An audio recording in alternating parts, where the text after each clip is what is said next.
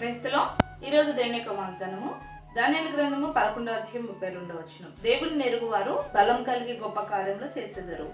దేవుడి వాక్యాన్ని నేర్చును గాక. ఆమేన్. అవునండి, ఈరోజు దేవునితో చెప్తున్న మాట గొప్ప కార్యాలు చేస్తావు అనేసి.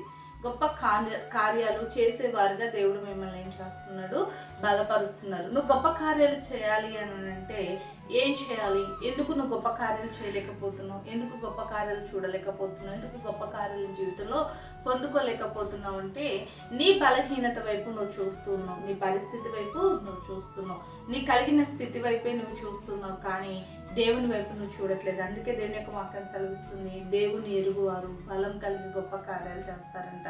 నీ వైపు చూసినా, లోకం వైపు చూసినా, పరిస్థితుల వైపు చూసినా నువ్వు బలహీనుడవు, బలహీనరాలు అయిపోయి నీ జీవితంలో గొప్ప కార్యాలు చూడలేవు, గొప్ప కార్యాలు పొందుకోలేవు. నీ జీవితంలో గొప్ప కార్యాలు నువ్వు చేయాలి అన్నా, పొందుకోవాలన్నా, చూడాలి అన్నా, అనుభవించాలన్నా దేవుని వైపు చూడు. దేవుని ఎరుగువారు గొప్ప కార్యాలు చేస్తారంట. కాబట్టి మనల్ని బట్టి, మన స్థితిని బట్టి మనం గొప్పవారిగా కాలేం, కానీ దేవుని బట్టి, దేవుని యొక్క కార్యములను బట్టి, దేవుని మీద ఆధారపడటం బట్టి మనం గొప్ప కార్యాలు చేస్తాం. కాబట్టి అధైర్యపడక, కృంగిపోక నీ జీవితంలో గొప్ప కార్యాలు చేసే దేవుడి మీద ఆధారపడి దేవుడిచ్చే బలమును పొందుకొని గొప్ప కార్యాలు చేయ. అట్లయితే దేవుడు నేను అన్ని విషయాల్లో బలపరిచి గొప్ప చేయను గాక. ఆమేన్. ప్రార్థన చేసుకున్నామండి.